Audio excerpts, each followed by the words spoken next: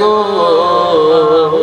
বুক ভেসে যায় নয়ন জলে আমার বুক ভেসে যায় নয়ন জলে আমার কেমনে রইব সহিয়া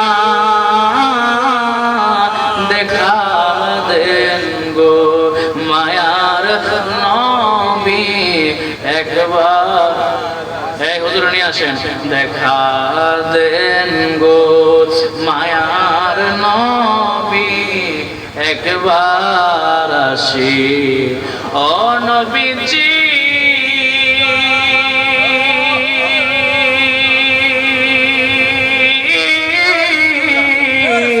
তায়েফের ময়দানে নবী গো ও নবীজি আমার তায়েফের ময়দানে নবী গো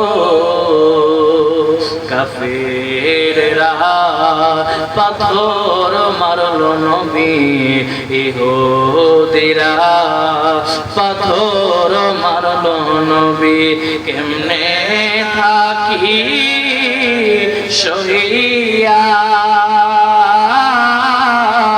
দেখা দেন গো মায়ার নবী একবার আসিয়া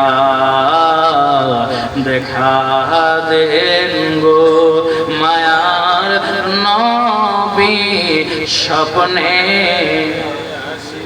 ও নবীজি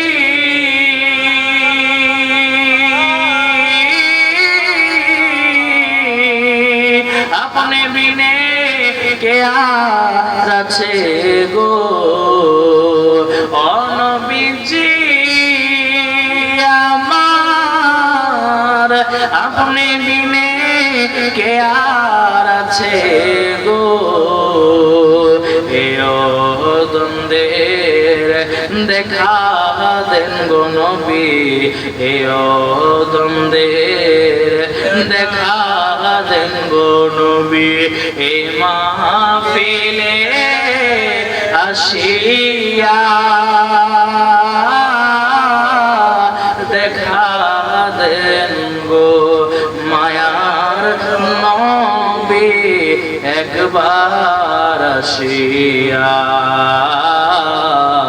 দেখা দেন গো মায়ার নবী স্বপ্নে আসিয়া দয়ার নবী মায়ার নবী আমার দয়ার নবী মায়ার নবী আমার কোথায় রইলে লুকায়া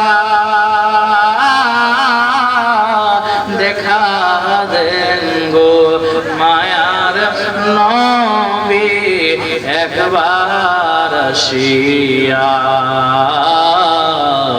দেখা দেন গো মায়ার নবী স্বপ্নে আসিয়া নারে তাকবীর নারায়ে রিসালাত নারায়ে গাউসিয়া আজকের মাহফিলের সম্মানিত প্রধান অতিথি সাহেবের আগমন হযরত মাওলানা পীর শরীফুল মুস্তাফা নকশবন্দি সাহেবের আগমন এই মাহফিলের পক্ষ থেকে এবার হযরত বেলাল যখন আযান দিবে পোলাপান গুলা কোথায় গেছে নবীর রওজার কাছে চলে গেছে পোলাপান গুলার আকীদা নবী যখন আযান দিবে রাহমাতুল লিল আলামিন নবী আমাদের বিশ্বাস আমাদের আকীদা নবী রওজা থেকে বের হয়ে আসবে চিৎকার মেরে বলেন না সুবহানাল্লাহ এখন হযরত বেলাল যখন মিনারার মধ্যে উঠে গেল আযান শুরু হয়ে গেল বেলাল আযান দিতেছে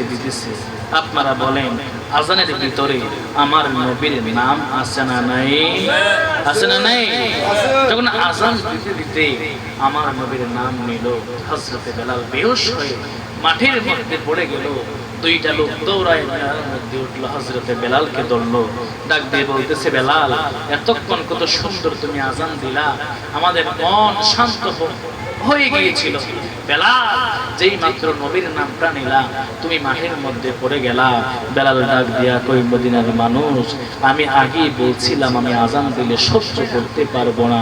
আমি আজানের ভিতরে যেই মাত্র আমার নবীর নাম নিয়েছি, আমি বেলাল তো আগে আজান দিলে, আমি নবীর নাম নিলে আমার নবীকে আমার চোখের সামনে দেখলাম, কিন্তু আজকে যখন আমি আজান দিয়েছি আমি আমার নবীর দেখতে পাই নাই, নবী দেখতে পাবো না, আমি বেলাল সহ্য করতে পারবো না।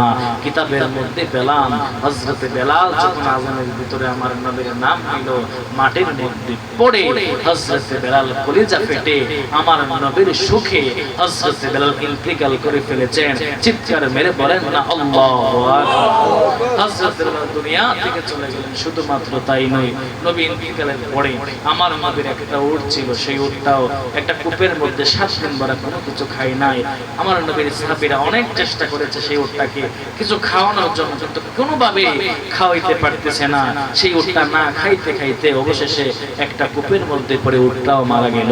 এই জন্য আমার যুবক ভাইয়েরা, যেই নবীর ভালোবাসা একটা উট বুঝলো, যেই নবীর ভালোবাসা বোনের হরিণ বুঝলো, যেই নবীর ভালোবাসা সবাই বুঝলো, কিন্তু মনের মধ্যে বড় দুঃখ লাগে, মনের মধ্যে বড় আফসোস লাগে, আমরা নামদারি মুসলমান, আমাদের মতো মুখের মধ্যে দাড়ি, আমাদের মধ্যে শরীরের মধ্যে জুব্বা, অনেক মানুষ নবীর সম্মান বুঝে না।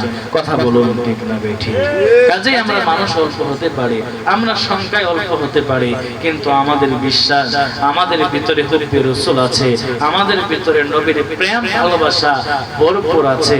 এই জন্যই তো নবী বলেছে, উম্মত যদি জান্নাতে যেতে চাও ভিতরে হুব্বে রাসূল রাখবা আর অল্প আমল করবা, জান্নাতে যাওয়ার জন্য নবীর প্রেম ভালোবাসা থাকলে অল্প আমলই যথেষ্ট। বলেন না সুবহানাল্লাহ।